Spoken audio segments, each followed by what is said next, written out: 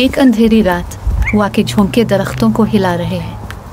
कोहर में लिपटा हुआ गांव दिखाई देता है। दूर से एक लालटेन की रोशनी झिलमिलाती है जहां फराज और ताहा गांव के रास्ते पर चल रहे हैं। फराज डायरी में लिखते हुए, कहा जाता है कि इस गांव में सायों की कहानियां बहुत पुरानी हैं, लेकिन कोई उनकी हकीकत के करीब नहीं पहुंचा। मेरा काम सच को सामने लाना है। ताहा मिजाहिया लहजे में खौफ छुपाते हुए, यार फराज, अगर ये साए वाकई इंसानों को गायब करते हैं तो हमें भी सोच समझकर चलना चाहिए। दोनों गांव में दाखिल होते हैं। गलियां सुनसान और खामोश हैं। हर दरवाजे के पीछे धीमी सरगोशियां सुनाई देती हैं। गांव के लोग फराज और ताहा को देखकर दरवाजे बंद कर रहे हैं। चंद लोग खिड़कियों से झांक रहे हैं। इनके चेहरों पर खौफ वाज़े है। ताहा सरगोशी करते हुए, ये लोग हमें देखकर क्यों डर रहे हैं? क्या हम इतने खतरनाक लग रहे हैं? ये खौफ ज़दा है। यहाँ कुछ ऐसा है जो उन्हें सुकून से जीने नहीं देता। हमें किसी से बात करनी चाहिए।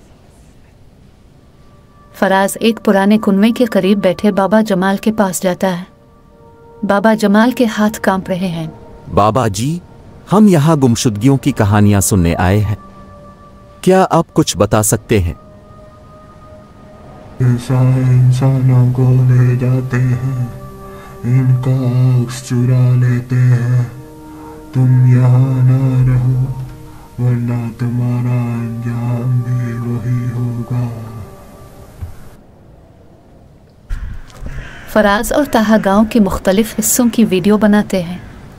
पुरानी इमारतें और खंडरात दिखाई देते हैं।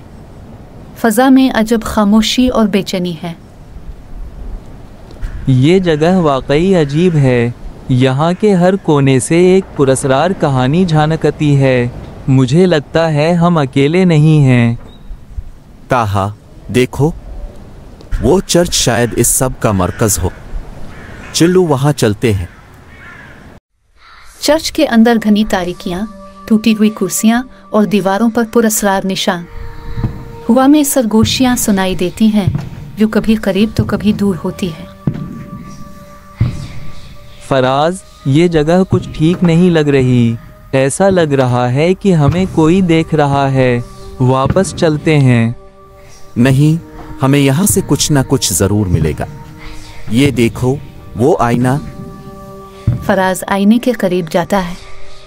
आईने में फराज की तस्वीर धुंधली होती है और फिर अचानक मुस्कुराती है। मुस्कुराहट सर्द और खौफनाक है।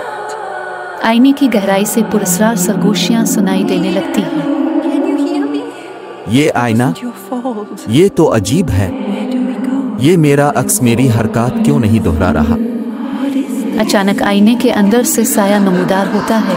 उसकी शक्ल धुंधली मगर आंखें सुर्ख और चमकती हुई हैं। साया आहिस्ता आहिस्ता आईने से बाहर निकलने लगता है। साया तेजी से हरकत करता है, चर्च की दीवारों पर मनलाता है और फराज के करीब आता है। चर्च की फिजा में एक सर्द लहर दौड़ती है और हवा भारी महसूस होने लगती है।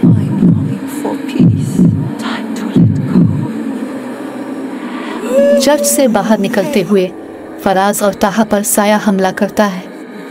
साया अब एक वाज़ेह शक्ल इख्तियार कर चुका है। इसके लंबे और नोकीले हाथ गहरे सियाह धब्बों से भरे जिस्म के साथ खौफजदा करते हैं। फराज, ये साया क्या है? ये हमें मारने की कोशिश कर रहा है। ये हमें खत्म करना चाहता है। जल्दी से भागो, चर्च से दूर चलो। दोनों बाहर निकलते हैं, लेकिन साया उनका पीछा करता है।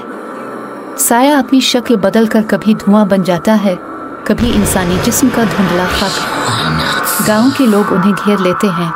इनकी आंखों में खौफ और आंसू हैं। तुमने उसे देखा है ना, अब तुम नहीं बच सकते। फराज चर्च की तरफ देखता है। खिड़कियों से अजीब रोशनी निकल रही है और साया फिर से दिखाई देता है। ये गांव सिर्फ एक जगह नहीं बल्कि एक कहानी है, एक ऐसी कहानी जो खौफ से भरी हुई है।